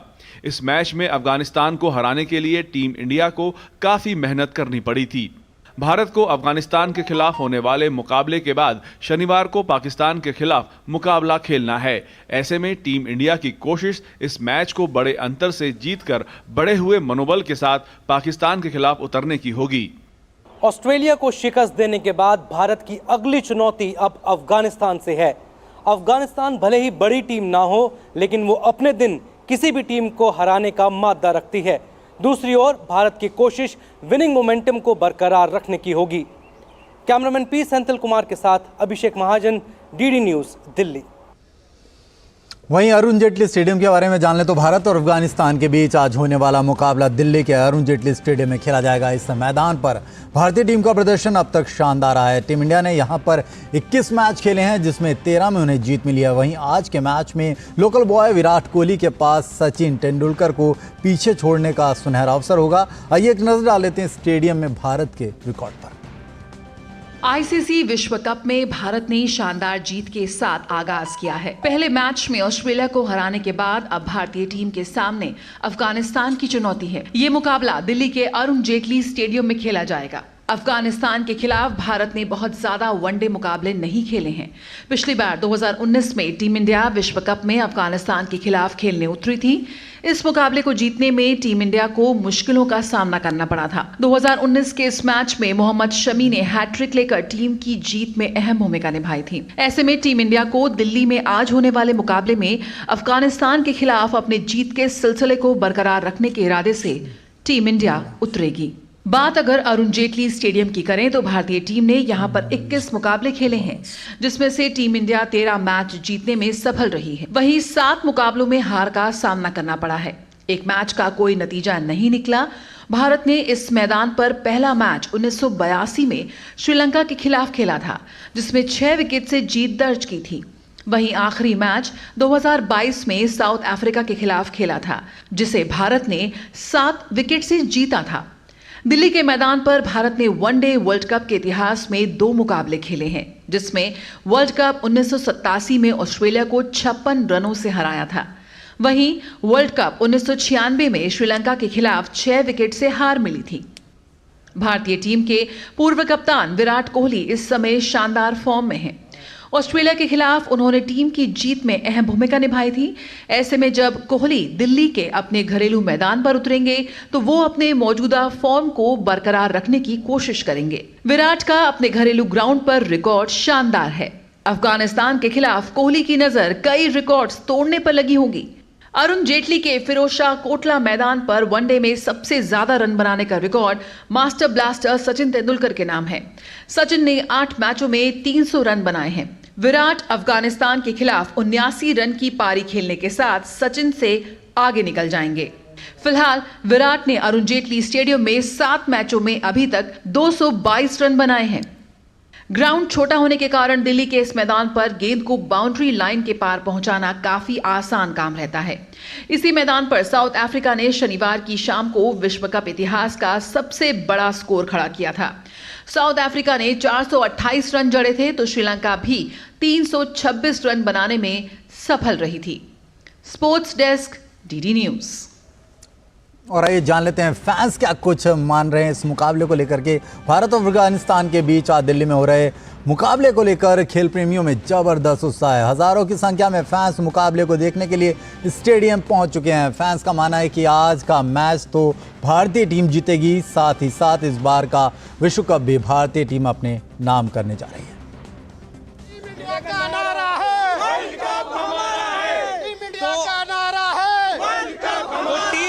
नारा है वर्ल्ड कप हमारा है। जैसे वर्ल्ड कप की शुरुआत हुई है, ऑस्ट्रेलिया को मात दी भारत ने, तब से ये नारा चल रहा है। कुछ फैंस हमारे साथ हैं, उनसे बात करते हैं। ये नारा चल रहा है और जब तक वर्ल्ड कप नहीं जीतेंगे चलता रहेगा। बिल्कुल चलता रहेगा और जोश बेकरार रहेगा, बरकरार रहेगा। और टीम इंडिया को जो भी उम्मीद है क्राउड की तरफ से पूरी मिलेगी, क्योंकि पूरी बूस्टिंग मिलेगी, चेयर मिलेगा और टीम इंडिया की भारत माता की जय हम लोग बोलते रहेंगे और अपने देश का झंडा हमेशा वेव करते रहेंगे टीम इंडिया के लिए और टीम इंडिया इतिहास रचे। आज के मैच के बारे में बताइए। फेवरेट आप जरूर कहेंगे, अफगानिस्तान फेवरेट नहीं है, इंडिया फेवरेट है, लेकिन क्या कहेंगे एक्स फैक्टर कौन होगा आज के मैच? जीत की लिखो कहानी, आप खिलाड़ी हिंदुस्तानी, खेलो आप जी जान से और वर्ल्ड कप जीतो शान से। भारतीय क्रिकेट टीम बहुत स्ट्रांग है। 2011 और 2019-83 वाली जो उसको दोबारा हम लोग पताका फहरा रहे हैं। भारतीय क्रिकेट टीम 19 नवंबर को अहमदाबाद में फिर वर्ल्ड कप ट्रॉफी जीत रही है। चलिए आज के मैच के बारे में बताइए। क्या हमें घबराना चाहिए राशिद खान से, मुजीबुर रहमान से या फिर कोई गुरबाज से, अफगानिस्तान के प्लेयर से घबराना चाहिए? देखिए शुरू में थोड़ा लग रहा था कि अफगानिस्तान परेशान कर सकती है, क्योंकि अमूमन जो कोटला की पिच रहती है वो थोड़ी लो बाउंसी विकेट रहती है। लेकिन साउथ अफ्रीका श्रीलंका का मैच हमने देखा, बिल्कुल पाटा विकेट है, तो अफगानिस्तान से डरने की कोई जरूरत नहीं है। अपने बल्लेबाज 400 का आंकड़ा पार करेंगे जैसे साउथ अफ्रीका ने पार किया था और एक तरफा जीत होगी, ये तो पक्का है, कोई डरने की जरूरत। हाईएस्ट स्कोरर कौन होगा आज इंडिया से? Virat Kohli double century. विराट कोहली अपने डबल सेंचुरी, विराट कोहली। चलिए सभी को उम्मीद है कि भारतीय टीम ये मुकाबला जीतने जा रही है और एक ने तो यहां तक कह दिया कि विराट कोहली की डबल सेंचुरी देखने को मिलेगी। भारत अफगानिस्तान का मुकाबला भी कुछ ही देर में खेला जाना है और ये सब भारत के लिए चेयर कर रहे हैं। कैमरामैन सेंथिल कुमार के साथ अभिषेक महाजन, डीडी न्यूज, दिल्ली। तो इस मैच पर और बात करने के लिए सीधे चलते हैं अरुण जेटली स्टेडियम, जहां पर पहुंचा हमारे संवाददाता अभिषेक महाजन। अभिषेक, एक बड़ा मुकाबला यहां पर अफगानिस्तान ने टॉस जीतकर पहले बल्लेबाजी का फैसला किया है। किस तरह से देखते हैं इस फेरबदल को? शार्दुल ठाकुर को टीम में लिया गया है और अश्विन को बाहर बैठाया गया। क्या कुछ कॉम्बिनेशन है इस प्लेइंग 11 का?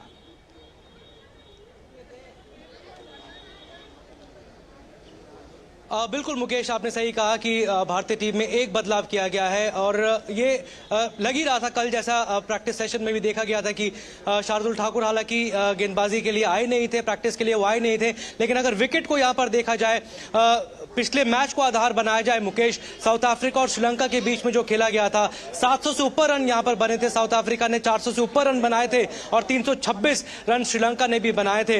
ये विकेट रीले हुआ है फिरोजशाह कोटला स्टेडियम का, जो अब अरुण जेटली स्टेडियम है, और यहाँ पे हल्की सी घास है विकेट पर, और इसको हम बैटिंग फ्रेंडली विकेट कह सकते हैं। लेकिन हम देखें कि ये स्टार्ट ऑफ द सीजन है, अक्टूबर सीजन है, शाम के समय थोड़ी सी नमी होती है। रोहित शर्मा ने भी ये कहा कि वो टॉस जीतकर पहले गेंदबाजी करने का फैसला करना चाहते थे, तो हम कह सकते हैं कि it's a good toss to lose also. तो जैसे मैं कह रहा था कि स्टार्ट ऑफ द सीजन है, तो ये तेज गेंदबाजों को शुरुआत में थोड़ी सी मदद जरूर देगी।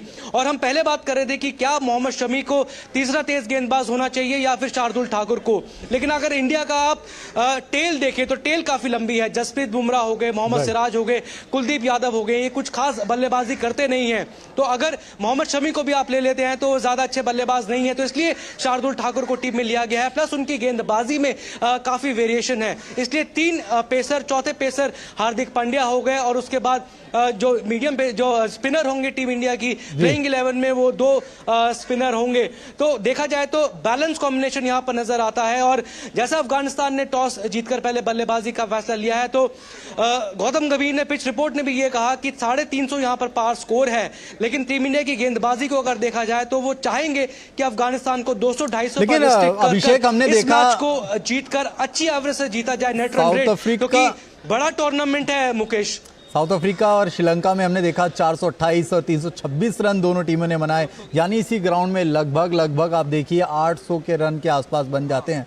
तो फिरोजशाह कोटला अपनी तमाम यादों के लिए भी, एक इंटरव्यू में मैं सुन रहा था, उसमें फॉर्मर क्रिकेटर कह रहे थे जब ऑस्ट्रेलियन टीम चेन्नई में धाराशायी होगी स्पिन अटैक के आगे, तो उन्होंने कहा था अभी चलिए कोटला में 10 के 10 उड़ा देंगे स्पिनर्स हमारे। तो ऐसा कुछ आज भी देखने को मिल सकता है, क्योंकि जिस तरह की बॉलिंग कर रहे हैं कुलदीप यादव, उनके पास इतना वेरिएंस है कि वो कर सकते हैं सब।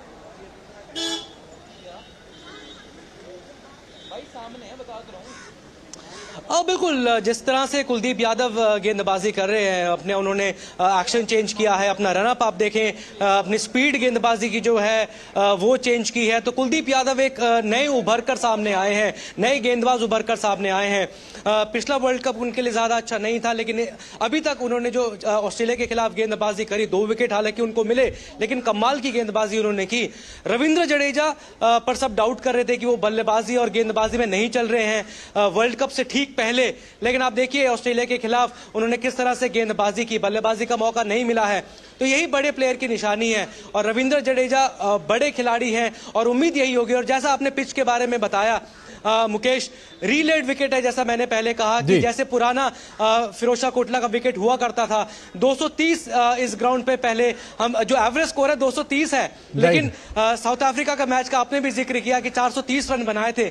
विकेट पूरी तरह से बदल चुका है, स्टार्ट ऑफ द सीजन है, तो हम उम्मीद करेंगे कि अफगानिस्तान भी 200-250 के करीब स्कोर करेगा। लेकिन टीम इंडिया की बल्लेबाजी अच्छी है, तो उम्मीद यही करेंगे कि जल्दी स्कोर को चेस करके और नेट रन रेट को जितनी इंप्रूवमेंट कर सके उतना अच्छा है। जैसा मैंने पहले कहा कि ये बड़ा टूर्नामेंट है, 9 गेम है, और पाकिस्तान गेम से ठीक पहले भारत के लिए भारत पूरी तरह से कोशिश करेगा कि कॉन्फिडेंस जरूर वापस आए। जो ऑस्ट्रेलिया के खिलाफ हमने देखा कि थोड़ा सा डगमगाया जरूर था, जहां भारत के 2 पर 3 हो गए थे, विराट कोहली का बड़ा लेट ऑफ हुआ था। कॉन्फिडेंस वापस आएगा, और उम्मीद यही करेंगे कि सारे जो बॉक्सेस हैं टीम इंडिया टिक करे।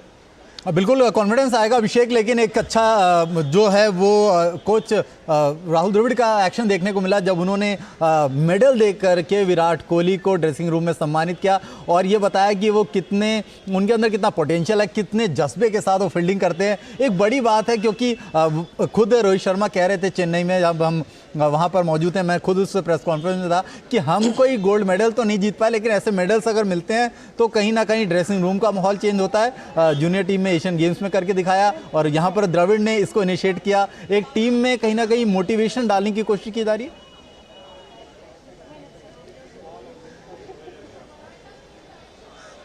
बिल्कुल, ये सब चीज़ें काफ़ी ज़रूरी हो जाती है। आप देखिए कि रोहित शर्मा ने भी प्रेस कॉन्फ्रेंस में ये कहा था कि हम तो कोई मेडल नहीं जीत पाए, लेकिन ये है कि ये बहुत बड़ी गर्व की बात है कि टीम इंडिया ने एशियन गेम्स में गोल्ड मेडल जीता। हालांकि ये कंट्रोवर्सी ज़रूर हुई कि अफगानिस्तान ये कहता है कि ये शेयर होना चाहिए था, लेकिन टीम इंडिया ने गोल्ड मेडल जीता। और जिस तरह से परफॉर्मेंस किया टीम इंडिया ने पूरे एशियन गेम्स में ऋतुराज गायकवाड़ की कप्तानी में, वो काबिल तारीफ है। और एक मेडल विराट कोहली को और मिला फील्डिंग के लिए, जैसा आपने जिक्र किया। और विराट कोहली का रिएक्शन भी आप देखिए मुकेश, विराट कोहली टीम में ऐसा माहौल बना के रखते हैं, जिस तरह से फील्डिंग करी, जैसे पहला कैच लिया था विराट कोहली ने चेन्नई मैच में, वो कॉन्फिडेंस देता है। तो जैसा हम पहले भी बात कर रहे थे कि जो सीनियर प्लेयर्स हैं, सीनियर और जूनियर का जो मिश्रण है इस टीम में, वो बहुत बढ़िया है। और अगर विराट कोहली, रोहित शर्मा, बड़े खिलाड़ी, सीनियर खिलाड़ी अगर परफॉर्म करेंगे तो वो जूनियर को वो कॉन्फिडेंस जरूर देता है।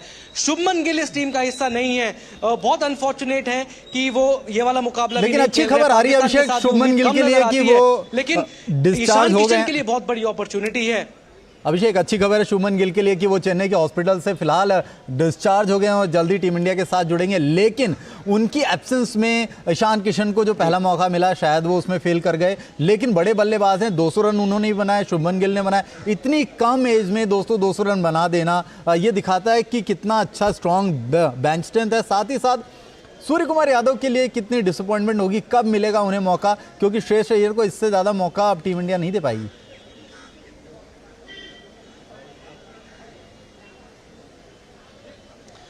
बिल्कुल मुकेश, आप देखिए कि ईशान किशन का आपने जिक्र किया, जैसे मैं पहले भी कह रहा था कि एक प्लेयर मिस आउट करता है तो दूसरे प्लेयर के लिए एक बड़ी अपॉर्चुनिटी होती है और काफ़ी अनफॉर्चुनेट है।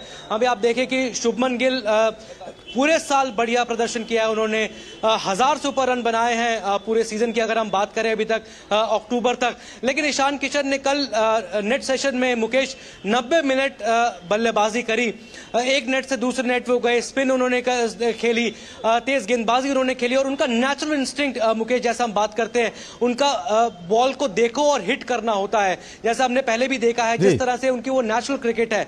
लेकिन विक्रम राठौर जो टीम इंडिया के बैटिंग कोच है, उन्होंने काफी देर उनसे बातचीत करी, राहुल द्रविड़ ने उनसे बातचीत करी और उन्होंने अपनी डिफेंस पर काफी फोकस किया।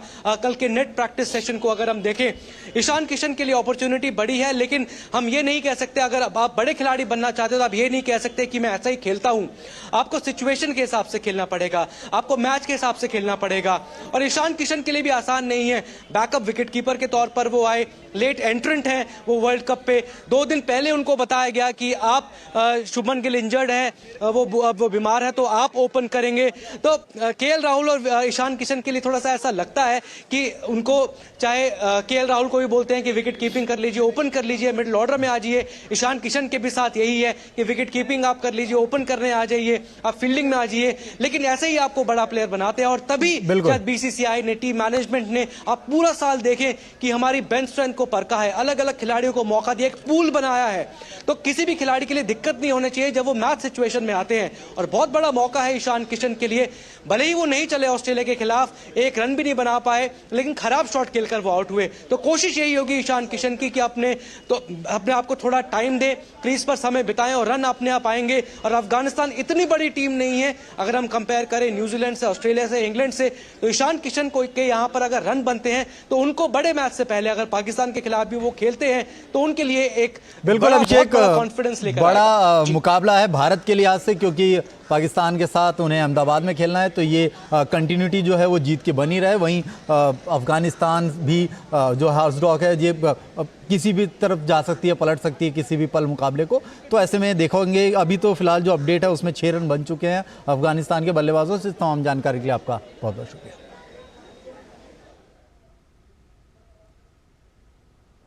वहीं एशियाई खेलों में पदक जीतने वाले खिलाड़ियों ने प्रधानमंत्री नरेंद्र मोदी की प्रेरणा और समर्थन की सराहना की। आइए सुनते हैं ये कुछ खास लम्हे। मेडल लेने वालों से लेके नॉन मेडल तक, फिजियो से लेके कोचेस तक, सपोर्ट से लेके आगे फ्यूचर तक, एक एक वर्ड्स को ऐसे पकड़ा, मतलब आधे पौने घंटे में ऐसा लगा ही नहीं कि टाइम कहाँ बीत गया।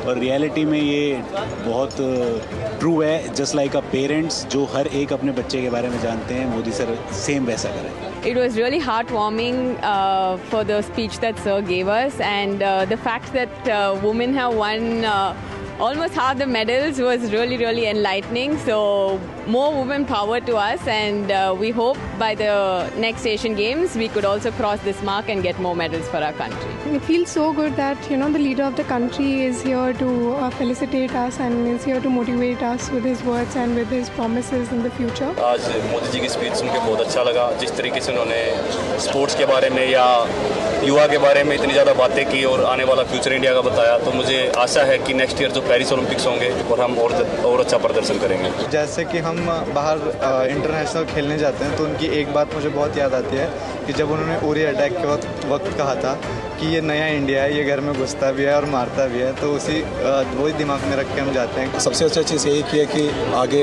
पेरिस तक जितना भी सपोर्ट है, जितना भी आप लोग क्या चाहते हो वो देने के लिए गवर्नमेंट तैयार है। तो एक तरफ से प्लेयर्स के लिए ज़्यादा मोटिवेशन है। बहुत प्लेयर्स, इंडिविजुअल प्लेयर्स भी बाहर जाके ट्रेनिंग करना चाहता है, अच्छा कोचेस के अंदर ट्रेनिंग करना चाहता है, तो वो लोग के लिए एक ऑप्शन है ये, तो डेफिनेटली एक वंडरफुल अपॉर्चुनिटी है। And it was really inspiring to have our Honourable Prime Minister speak to all of us and spend so much time. His message was extremely inspiring, and it's definitely something that I'm going to take with me, and I'm going to further his message to everyone that I come across. So I'm very grateful for the whole experience. मैं प्रधानमंत्री जी का तहे दिल से शुक्रिया अदा करना चाहता हूँ, क्योंकि जो खेलो इंडिया स्कीम्स और टॉप्स की स्कीम्स है खिलाड़ियों को उन्होंने काफ़ी बूस्ट किया है, और मैं खुद खेलो इंडिया स्कीम से ही आया हूँ। He talked about a drug-free India. I think it's a wonderful initiative because all the athletes have this platform where they can actually motivate the youngsters. प्रधानमंत्री नरेंद्र मोदी जी आए हैं तब से मुझे लगता है शायद स्पोर्ट्स बहुत ज़्यादा ऊपर जा चुका है, और हम उम्मीद करते हैं सर हमें ऐसे ही इसी तरह सपोर्ट करते रहेंगे और हम भी इसी तरह मेडल देते रहेंगे। Vision that he has for the sports in the country, I think will take it to much greater heights in the future. So it was really eye-opening to see his vision, and I hope that we can live up to his expectations in the coming years. As a athlete हमें ये रहता है कि country के लिए कुछ करें, और हमारे पेरेंट्स सबको बहुत अच्छा लगता है, और उसके बाद हमें मोदी सर बुलाते हैं और इतना मोटिवेट करते हैं, तो स्पेशली यंग एथलीट्स के लिए बहुत अच्छी बात है कि इससे इंस्पायर होते हैं और आगे और भी अच्छा करने का सोचते हैं। तो आपने सुना उन तमाम एशियन गेम्स के मेडलिस्ट को जिन्होंने कल प्रधानमंत्री से मुलाकात के बाद अपनी विचार व्यक्त किए और बताया कि कितना इम्पोर्टेंट हो जाता है जब देश के प्रधानमंत्री खुद खिलाड़ियों से संवाद करते हैं। आगे की खबरों के लिए सीधे चलते हैं आरिंदर के पास। शुक्रिया मुकेश, इन तमाम खबरों को हमारे साथ साझा करने के लिए, और बहुत बहुत शुक्रिया आपका। आगे बढ़ते कुछ और महत्वपूर्ण खबरों से आपको रूबरू कराते हैं। प्रधानमंत्री नरेंद्र मोदी गुरुवार को उत्तराखंड के पिथौरागढ़ और अल्मोड़ा जिले का दौरा करने वाले हैं। पिथौरागढ़ से प्रधानमंत्री नरेंद्र मोदी 4,200 करोड़ रुपए की विकास परियोजनाओं का शिलान्यास और लोकार्पण कुमायूं इलाके और पूरे उत्तराखंड के लिए करेंगे। प्रधानमंत्री नरेंद्र मोदी पिथौरागढ़ के सीमांत इलाके का भी दौरा करेंगे। पिथौरागढ़ से हमारे संवाददाता चंद्रशेखर जोशी की यह खास रिपोर्ट। प्रधानमंत्री नरेंद्र मोदी गुरुवार को पिथौरागढ़ आ रहे हैं। यहाँ प्रधानमंत्री नरेंद्र मोदी कुमाऊं क्षेत्र के लिए 4200 करोड़ रुपए की योजनाओं का लोकार्पण और शिलान्यास करेंगे। लेकिन प्रधानमंत्री का ये दौरा शुरू होने वाला है पिथौरागढ़ जिले के दूरस्थ इलाके जोलिंगकोंग और गुंजी से। प्रधानमंत्री गुरुवार को सवेरे जोलिंगकोंग पहुंचेंगे और वहां गुंजी, जो पिथौरागढ़ का सीमांत इलाका है, वहां पहुंचेंगे। प्रधानमंत्री वहां पर पार्वती कुंड का दौरा करेंगे। उसके अलावा प्रधानमंत्री गुंजी गांव में सेना के कर्मियों, आईटीबीपी के कर्मियों और साथ ही साथ वहां के स्थानीय लोगों से मुलाकात भी करेंगे।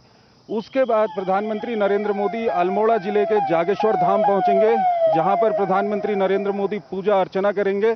और उसके बाद प्रधानमंत्री नरेंद्र मोदी आएंगे यहां पिथौरागढ़। इस ग्राउंड में प्रधानमंत्री नरेंद्र मोदी के दौरे की पूरी तैयारी चल रही है। साथ ही साथ यहाँ इलाके के लोगों में प्रधानमंत्री के दौरे को लेकर काफी खुशी है।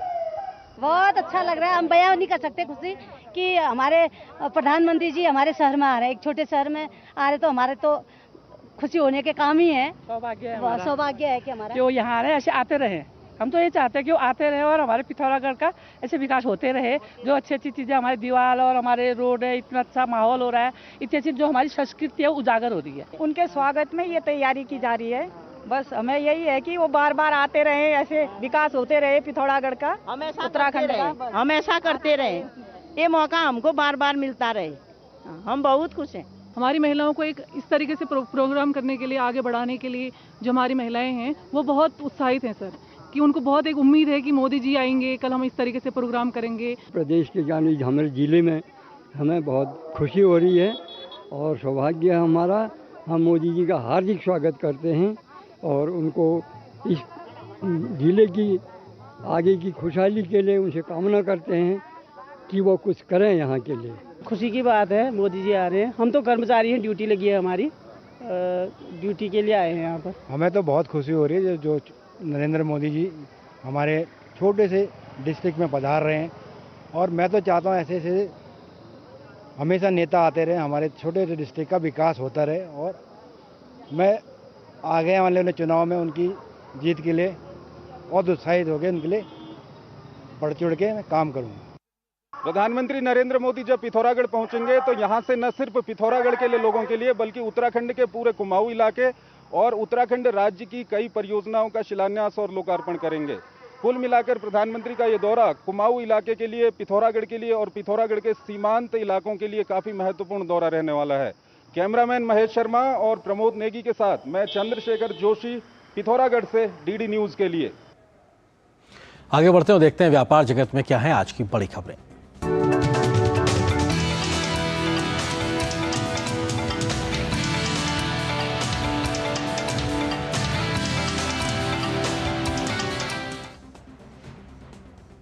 अंतर्राष्ट्रीय मुद्रा कोष ने भारत की 2023-2024 की सकल घरेलू उत्पाद की वृद्धि दर का अनुमान मामूली रूप से 0.2% बढ़ाकर 6.3% कर दिया है। हालांकि आईएमएफ ने वैश्विक वृद्धि का अनुमान घटाकर 3% कर दिया है। भारत ग्रोथ और इनोवेशन का पावर हाउस आईएमएफ के ताज़ा आंकड़ों पर प्रधानमंत्री मोदी के सुधारों को जारी करने की एक तरीके से बात कही है। आईएमएफ ने अपनी अक्टूबर माह में जारी ताजा आकलन में भारत को एक बार फिर से दुनिया की सबसे तेज रफ्तार अर्थव्यवस्था करार दिया है। घरेलू मांग और खपत को देखते हुए अंतर्राष्ट्रीय मुद्रा कोष ने चालू वित्त वर्ष के लिए भारत के विकास दर अनुमान को 0.2% बढ़ाकर 6.3% कर दिया। इससे पहले जुलाई में यह आर्थिक वृद्धि दर 6.1% रहने का अनुमान जताया गया था।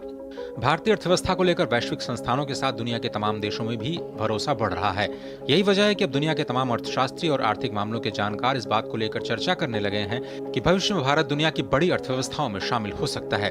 विश्व आर्थिक परिदृश्य रिपोर्ट आने के बाद प्रधानमंत्री नरेंद्र मोदी ने ट्वीट करते हुए कहा, हमारे लोगों की ताकत और कौशल से भारत दुनिया का एक उज्जवल स्थान, नवाचार और विकास का केंद्र बना हुआ है। हम समृद्ध भारत की यात्रा को मजबूती से जारी रखेंगे, अपने सुधार के पथों को और भी आगे बढ़ाएंगे। आईएमएफ ने अपने विश्व आर्थिक परिदृश्य रिपोर्ट में कहा कि भारतीय जीडीपी की दर 2023 और 24 में 6.3% रहने का अनुमान है। हालांकि वैश्विक संगठन ने संपत्ति बाजार में भारी संकट और कम निवेश को देखते हुए चीन में विकास दर अनुमान को 2023 के लिए 0.2% घटाया और 5% कर दिया। साथ ही 2024 के लिए 0.3% कमी कर 4.2% का अनुमान जताया गया है। इस तरह से चालू वित्त वर्ष में भारतीय अर्थव्यवस्था की वृद्धि दर चीन से अधिक रहेगी। अमेरिका और यूरोजोन में विकास दर को लेकर चिंताएं अब भी बनी हुई है।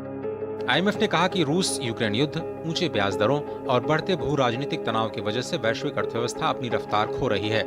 इसलिए 2023 के लिए वैश्विक वृद्धि अनुमान दर को घटा करके 3% कर दिया गया है। 2024 में वैश्विक अर्थव्यवस्था की रफ्तार और धीमी होकर के 2.9% रह जाएगी। आईएमएफ के मुख्य अर्थशास्त्री पियरे ओलिवियर गोरिचंस ने कहा कि कोरोना और यूक्रेन पर रूस के हमले सहित कई संकटों से 3 वर्षों में दुनिया भर में आर्थिक उत्पादन में कोविड पूर्व रुझानों की तुलना में $3,700 अरब की कमी आई है।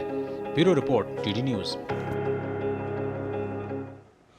केंद्रीय गृह मंत्री अमित शाह ने देश की प्रगति के पीछे प्रधानमंत्री नरेंद्र मोदी के अभूतपूर्व सशक्त नेतृत्व की प्रशंसा करते हुए वैश्विक जीडीपी के वार्षिक प्रतिशत में भारत की लगातार वृद्धि के आंकड़े को दर्शाती latest world economic outlook growth projection की लीडरशिप मैटर्स की एक फोटो के साथ ट्वीट किया है।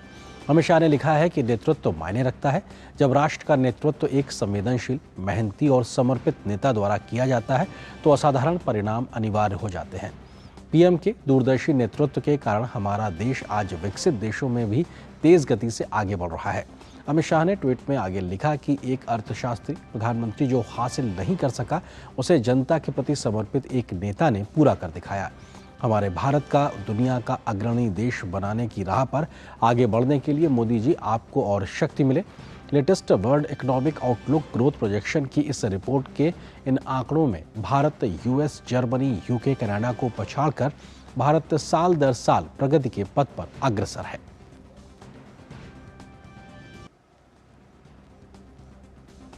और अब बात उन खबरों की जो दुनिया भर में सुर्खियां बनी हुई हैं।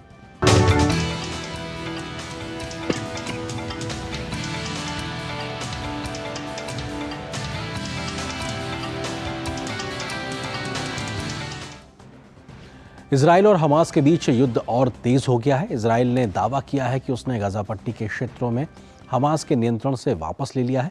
उसने यह भी बताया कि इजराइल लड़ाकू विमानों ने गाजा में हमास के 2100 से ज़्यादा अधिक ठिकानों को निशाना बनाया है। अब तक इन लड़ाई में दोनों पक्षों के 2100 से अधिक लोग मारे गए हैं। इजराइल में हमास के हमलों से 1200 से ज़्यादा की मौत हुई है, तो वहीं गाजा पट्टी में इजरायली सेना के हमले में 900 से ज़्यादा लोग जान गंवा चुके हैं। इजराइल के रक्षा मंत्री योव गैलेंट ने कहा कि आतंकी हमलों के मद्देनज़र जवाबी कार्रवाई के रूप में इजरायली रक्षा बल हमास के ठिकानों पर पूर्ण हमले के ऊपर आगे बढ़ रहे हैं। इजराइल की वायुसेना ने बताया कि हमास के आतंकवादी हमले के बाद वह विदेशों में तैनात अपने सैनिकों को युद्ध में शामिल होने के लिए स्वदेश ले आई है। वायुसेना के अनुसार उसके मालवाहक विमान विदेशों से सैकड़ों इजरायली सैनिकों को वापस लाए हैं। इजराइल ने अपने 3 लाख पूर्व सैनिकों को भी युद्ध में शामिल होने के लिए बुला लिया है। इस बीच अमेरिका ने इजराइल को युद्ध में मदद के लिए सहायता भेजी है। राष्ट्रपति जो बाइडेन ने कहा कि इजराइल पर हमास के हमले के बाद की स्थिति पर वह पूरी तरीके से नज़र रखे हुए हैं। और बात है हमारे अगले सेगमेंट लाइफ प्राइम की।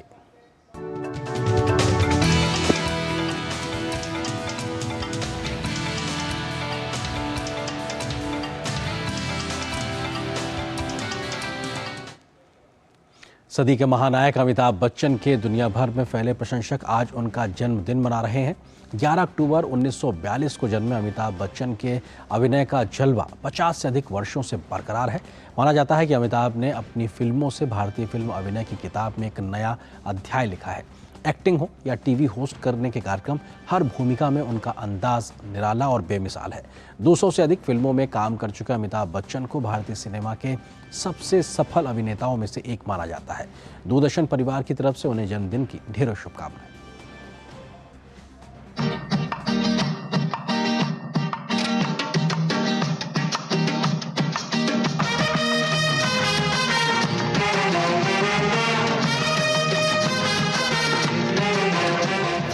अमिताभ बच्चन भारतीय फिल्म जगत का ऐसा नाम है जिनके अनगिनत चाहने वाले देश ही नहीं विदेशों में भी खूब हैं। लोग इन्हें प्यार से बिग बी भी बुलाते हैं। अमिताभ बच्चन जिन्होंने अपने फिल्मी करियर में सैकड़ों हिट फिल्में दी और इसी के चलते ये फिल्म जगत के शहंशाह, एंग्री यंग मैन और सदी का महानायक जैसी उपाधियां हासिल कर चुके हैं। रिश्ते में तो हम तुम्हारे बाप होते हैं, कभी अपनी भारी भरकम आवाज के कारण ऑल इंडिया रेडियो से रिजेक्ट कर दिए गए अमिताभ जी आज अपनी इसी बोल्ड आवाज के लिए जाने जाते हैं। मैं आज भी फेंके हुए पैसे नहीं उठाता। अमिताभ बच्चन जिनका जन्म 11 अक्टूबर 1942 को उत्तर प्रदेश के प्रयागराज में हिंदी के प्रसिद्ध कवि हरिवंश राय बच्चन के घर हुआ। उन्होंने फिल्म इंडस्ट्री में जो सफलता हासिल की उसकी मिसाल शायद ही मिले। अपने अभिनय करियर की शुरुआत उन्होंने 1969 की फिल्म 7 हिंदुस्तानी से की थी, लेकिन 1973 की वो फिल्म जिसने अमिताभ बच्चन का पूरा वक्त ही बदल कर रख दिया वो थी प्रकाश मेहरा की फिल्म जंजीर। इस फिल्म ने अमिताभ बच्चन को एक नई इमेज दी, एंग्री यंग मैन की। जब तक बैठने को न कहा जाए शराफत से खड़े रहो। ये पुलिस स्टेशन है, तुम्हारे बाप का घर नहीं। 1975 में धर्मेंद्र के साथ आई फिल्म शोले ने तो फिल्म जगत में नया इतिहास ही रच दिया। तुम्हारा नाम क्या है बसंती? चुप है, जब देखो बकवाक करता रहता है। लेकिन अगर हमसे ये पूछ ही लिया तो हम बता ही देते हैं, हमारा नाम बसंती है। पहली बार सुना ये नाम। इसके बाद मिस्टर नटवर लाल, खून पसीना, सुहाग, अमर अकबर एंथनी जैसी फिल्मों ने उन्हें नई ऊंचाई दी। उनकी जिंदगी में एक ऐसा दौर भी आया जहां उनकी जान बाल बाल बची। फिल्म कुली में एक एक्शन सीन में वो बुरी तरह से घायल हो गए थे, जहां उनके फैंस ने उनके अच्छे स्वास्थ्य के लिए कई प्रार्थनाएं की। अमिताभ बच्चन ने फिल्म जगत के तकरीबन हर बड़े डायरेक्टर के साथ काम किया। फिल्म इंडस्ट्री के बदलते ट्रेंड के साथ वो चलते चले गए, जहां उन्होंने मोहब्बतें, कभी खुशी कभी गम, बागबान जैसी ब्लॉकबस्टर फिल्में भी दी। वो 5 बार राष्ट्रीय फिल्म पुरस्कार हासिल कर चुके हैं। उन्हें सर्वश्रेष्ठ अभिनेता के लिए उनकी फिल्म अग्निपथ, पा, पीकू और ब्लैक के लिए मिला। वहीं जब वो टीवी स्क्रीन पर कौन बनेगा करोड़पति में होस्ट बने तो उनकी आवाज घर घर में गूंजने लगी। उनके इसी अतुलनीय योगदान के लिए भारत सरकार की तरफ से उन्हें दादा साहेब फाल्के, पद्मश्री, पद्म भूषण, पद्म विभूषण से सम्मानित किया जा चुका है। साइमा खान की रिपोर्ट, डीडी न्यूज। पल दो पल मेरी हस्ती है, पल दो पल मेरी जवानी है। तो अमिताभ बच्चन को दूरदर्शन परिवार की ओर से एक बार फिर से उनके जन्मदिन की बहुत बहुत शुभकामनाएं। तो इसी के साथ मिड डे प्राइम का ये अंक में बस इतना है, लेकिन डीडी न्यूज़ पर खबरों का सफर लगातार जारी है। नमस्कार।